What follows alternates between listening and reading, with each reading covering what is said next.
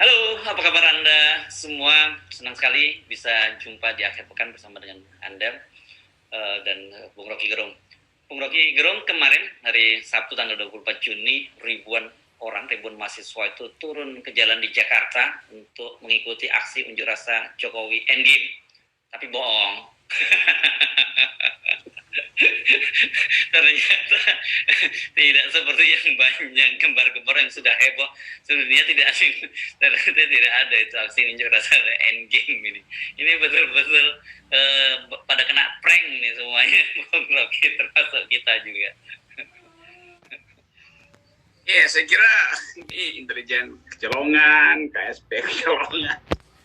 Jadi terlihat bahwa memang ada kepanikan sebetulnya tentang keadaan. Jadi basisnya itu kan, sehingga semua orang jadi heboh itu, aparat ratusan diturunkan. Padahal ini sebetulnya tes ombak doang, kan?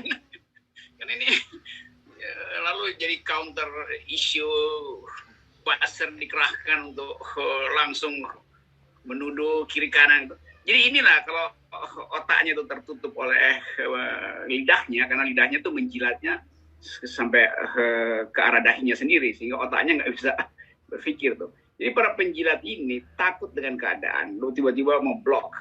Ini kan cuma keisengan 2-3 orang yang memang mau coba-coba ngetes doang tuh, dan sebetulnya ini keadaan yang saya sebut dari awal itu menguji psikologi massa tuh. Dan kita kan udah ketawa aja deh. Tapi begitulah keadaan, dan beberapa orang memang sibuk sama WA saya, dan saya cuma terangkan bahwa coba bayangkan bagaimana mungkin ada demo dari Glodok ke istana. Kalau istana ke Glodok masuk akal, maksud dari Glodok ke istana. Jadi yang bikin heboh sebetulnya adalah ketidakmampuan kekuasaan untuk mendeteksi keadaan. Jadi satu waktu nanti begitu ada hal yang serius, kekuasaan akan bolong lagi. Mana mungkin kekuasaan nggak punya pengetahuan tentang kondisi para pembuat meme itu atau pendemo segala macam dari pihak manapun. Kan itu tandanya Pak Mahfud MD kemarin dengan wajah serius menerangkan bahwa ini ada kelompok yang memang sengaja ingin mengacaukan dan kami akan tindak tegas. Nah, itu dia tuh. Kena prank lah sih Mahfud MD. Jadi saya kira nih BEM Indonesia lagi ketawa-ketawa nih. Rasain lo ya. Ini enaknya jadi mahasiswa tuh. Tapi kalau Anda menyebut Pak Mahfud, ini berarti yang kedua kalinya dong beliau blunder. Ingat pada waktu Habib Rizik Syihab kembali dari Arab Saudi kan, beliau bahkan memerintahkan para Kapolda untuk bertindak humanis, dan beliau menyatakan bahwa nggak banyak pengikutnya itu. Tapi sekarang setelah dinyatakan diperkirakan membludak, diantisipasi luar biasa, tiba-tiba yang terjadi sebaliknya. Tapi di luar bercandaan tadi, saya sepakat dengan Anda, cukup serius ini, karena berkaitan bagaimanapun juga ini adalah kemampuan dari intelijen untuk melakukan deteksi dini terhadap berbagai gerakan yang ada, dan ini cukup mengkhawatirkan situasinya. Padahal sebetulnya ini intelijen kan udah punya Pegasus kan, yang bisa mantau sampai ke aplikasi orang di handphone. Tapi memang ini soal kepanikan kekuasaan. Kalau kekuasaan panik itu saling nggak percaya di antara mereka tuh. KSP nggak percaya pada istana nggak percaya pada aparat di bawah, sehingga kekacauan informasi ini menyebabkan polisi yang akhirnya kerepotan tuh. Kan polisi cuma mau melaksanakan tugas dia untuk memantau dan mengamankan, sehingga Pak Polisi akhirnya bingung ini apa yang terjadi, dan ternyata nggak ada apa-apa gitu. Nah, dari pagi sebetulnya kita tahu keadaan akan jadi prank begituan kan. Nah, jadi akhirnya mereka yang ingin mengacaukan keadaan tahu di mana kelemahan istana, tahu di mana kelemahan intelijen kan. Kan ini bahayanya tuh kalau istana nggak punya koordinasi. Jadi Pak Mahfud harusnya tampil lagi malam ini untuk mengatakan, ya saya kena prank. Yang kemarin itu saya berpikir itu. Kan mesti begitu kan. Kalau nggak, orang akan anggap di Mahfud MD menteri yang nggak tahu apa-apa dong, nggak tahu keadaan.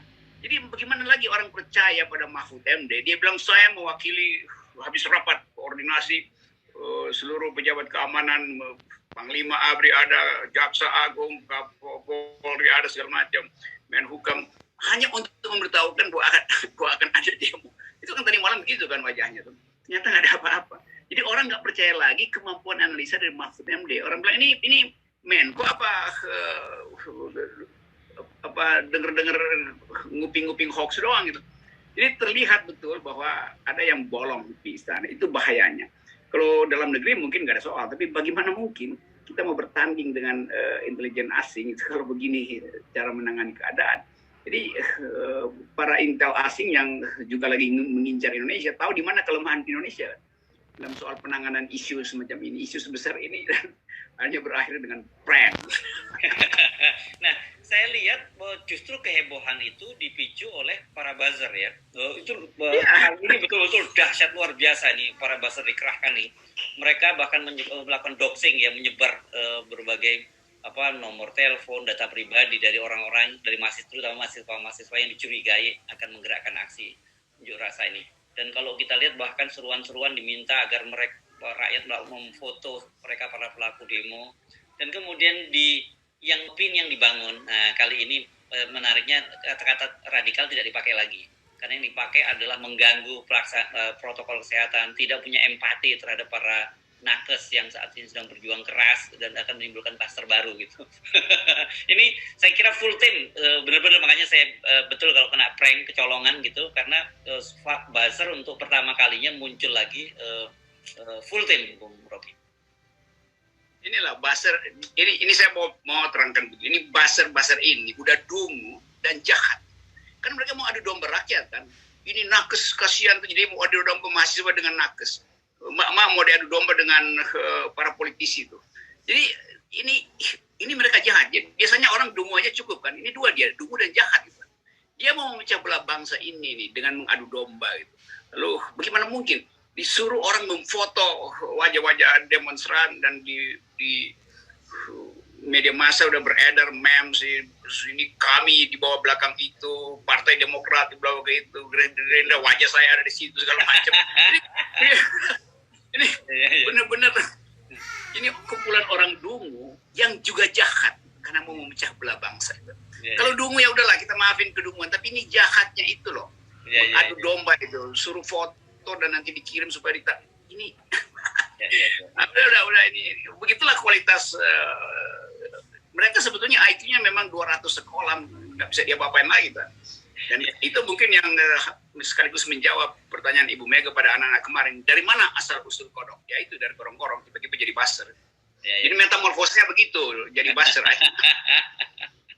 Ya, jadi ini Anda udah ngasih bocoran ya, kejawaban pada anak-anak yang ditanya oleh Ibu Mega ya. Ya. Yes. Oke, tadi saya nggak enak mau nyebutin karena saya juga dapat meme itu, ada wajah Anda, ada wajah Said Didu, ada Rocky Harun, ada apa yang disebut bahwa ini orang yang menggerakkan ada aksi-aksi ini gitu. Itu orang yang kita tahu pasti semua itu pula yang dituduh kan. Jadi nggak ada kreativitas gitu. Kalau mau kreativitas ada canggih lah kalau mau bikin kegemparan kan. Saya kasih contoh misalnya ini. Dulu waktu Perang Dunia Kedua itu Amerika mau mendarat di Jerman, tapi Amerika mungkin terlalu kecil peralatan perangnya, karena itu dia sewa satu teater di Inggris di London buat bikin seolah-olah banyak betul pesawat yang mau mendarat di Jerman. Jadi direkam dulu tuh, wow, padahal cuma 2 pesawat tuh. Lalu disebarlah itu isu bahwa akan ada pesawat masuk ke Jerman, panik orang Jerman tuh, kena prank juga tuh. Nah begitu mestinya tuh. Kalau mau canggih-canggih dikit, bukan langsung pasang nama di situ tuh, si ini sih, bagaimana mungkin orang-orang itu dianggap sebagai penggerak? Itu kan otak yang nggak bisa nyampe, akhirnya cari cara yang akhirnya ketahuan dungunya nih, reaksi dari buzzer itu tuh. Jadi di kita mahasiswa, buzzer ini udah kelimpungan kan, bagaimana kalau mau debat itu kan memang ya udahlah itu udah ditakdirkan buat dari gorong-gorong lompat jadi buzzer ya ini. Nah, saya mencatat setidaknya 2 kali dalam sebulan terakhir ini, 2 kali disebut-sebut dalam aksi mahasiswa ini. Tapi yang kemarin, yang pertama saya hampir termakan itu isu yang disebar oleh buzzer bahwa Anda termasuk deretan penggerak yang uangnya nomor tidak berseri. Saya ini nyamar ini selama ini saya bilang gitu. Kalau yang sekali ini saya sih nggak terlalu yakin. Tapi yang pertama saya hampir benar-benar terprovokasi oleh para buzzer karena saya percaya rupanya Bung Rocky nyamar walaupun duitnya nggak berseri tapi tampilannya seperti sekarang ini. Uang saya aja percaya. Saya percaya bahwa uang saya nggak berseri gitu. Iya, iya. Karena ini apa namanya nih, cara buzzer ini buat mengintip orang itu dan berupaya untuk membalikkan keadaan, akhirnya dia tergelincir sendiri kan di dalam kedunguan itu kan. Jadi ini fasilitas bagi kita sebetulnya untuk membayangkan ke depan Indonesia memang harus ada pendidikan yang berkualitas supaya kalau seorang memilih jadi buzzer juga IQ-nya harus bagus. Jadi buzzer itu berat loh, nggak bisa orang yang IQ-nya 200 sekolah, ini mesti IQ yang bagus. Karena buzzer itu orang yang bisa bikin prediksi. Kalau dia nggak bisa bikin prediksi, itu dalam 2 menit berbalik dia nggak bisa apa-apa lagi kan. Jadi itu yang disebut di dalam ilmu silat Koping Ho itu ekor ular itu menghantam kepalanya sendiri itu. Pak ya, jadi pusing sendiri ular karena dihantam. Buzzer juga begitu, akhirnya kedunguannya menghantam otaknya. Tapi untung otaknya kosong, jadi nggak ada yang cacat.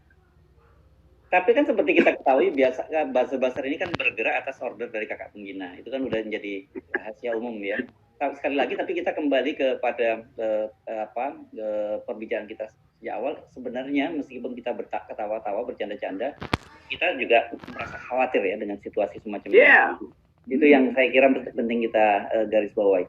Kalau kualitasnya seperti ini, benar-benar kita khawatir bagaimana mereka mengelola negara. Ini baru dari dalam negeri, mereka tidak bisa memprediksi dengan tepat. Itu dia. Dan bahayanya nanti udah dibuat semacam stigma itu tentang mereka-mereka yang perusuh dan aktor intelektualnya segala macam. Nanti kalau terjadi keadaan sesungguhnya, di mana orang betul-betul secara murni ingin melakukan protes, lalu orang saling curiga kan. Jadi memang mereka menebarkan kecurigaan tuh. Demikian juga Pak Mahfud. Tadi malam dia menebarkan kecurigaan karena dia bikin klasifikasi. Ini ada yang murni, ada yang ditunggangi segala macam tanpa ada data gitu kan.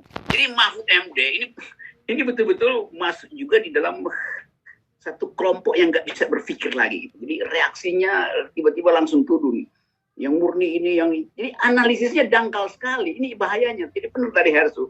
Kalau ada sesuatu keadaan yang betul-betul gawat dengan kualitas analisis istana semacam ini berantakan kita sebagai negara atau sebagai bangsa kita, ini bisa terjadi perang saudara hanya karena kedunguan merebuskan keadaan kan itu soalnya. Ya, baik. Saya kira kita pasti apa ya ucapan yang paling pantas kita sampaikan kepada para buzzer itu dalam situasi semacam ini, Bung Rocky. Teruslah menjadi dungu. Sekali dungu tetap dungu kan karena itu kita mau ucapin apa ke buzzer itu yang paling istimewa buat mereka itu kan. Kalau para mahasiswa jelas mahasiswa BEM itu konsolidasi dan selalu tiba dengan pengetahuan bagus, punya akal sehat, koordinasinya baik. Nggak mungkin BEM itu cari gara-gara dengan cara-cara semacam ini nih. Jadi betul-betul ini kita punya 2 generasi mahasiswa BEM yang betul-betul berupaya untuk menghasilkan keadilan dengan konsep kasih kritik yang satire tapi mendasar gitu. Sama generasi kubangan ini, generasi gorong-gorong ini yang otaknya itu berceceran entah di mana itu karena bercampur dengan lumpur kan. Sehingga membenci orang, menghina atau membuli, menyebar fitnah, hoax. Mereka inilah buzzer-buzzer ini yang nanti akan mengacaukan masa depan Indonesia. Dan mereka dipiara oleh kakak pembina. Dan presiden pasti tahu. Mau langsung apa tidak, presiden pasti tahu. Karena presiden lihat televisi, mestinya presiden bingung. Ini apa yang terjadi? Mestinya dia panggil lagi kan kelompok-kelompok itu tuh. Supaya tahu ini siapa ini jangan-jangan ini mau menjatuhkan saya. Jadi bisa juga presiden tiba-tiba sedikit punya wisdom terus mengatakan jangan-jangan ini memang direkayasa untuk menjatuhkan dia tuan. Itu berbahayanya begitu tuh. Kalau presiden dijatuhkan oleh kekacauan lingkungannya sendiri itu bahaya. Kalau dijatuhkan oleh mak-mak ya itu artinya memang rasional kan. Ini soal ekonomi. Ya, melihat kedunguan ini saya kelihatannya sudah kehabisan kata gitu Bung Rocky. Jadi lebih baik sebelum kita juga bingung mencari-cari karena memang agak susah untuk menjelaskan fenomena saat ini, kita akhiri saja perbincangan kita dulu, perbincangan kita kali ini Bung Rocky ya. Ya, kita akhiri karena akan ada yang nyambung nanti, yaitu istana pasti akan sedang merapat bagaimana datang dengan konferensi pers yang agak aneh nanti kan. Kan mesti ada konferensi pers dong. Iya. Mungkin ini kekonyolannya itu begitu. Dan mungkin mereka akan pakai masker topeng itu, karena nggak mau ada wajahnya, nanti orang tahu wah ini mereka semua ini yang kena prank. Gitu. Oke, kita selesaikan kalimat.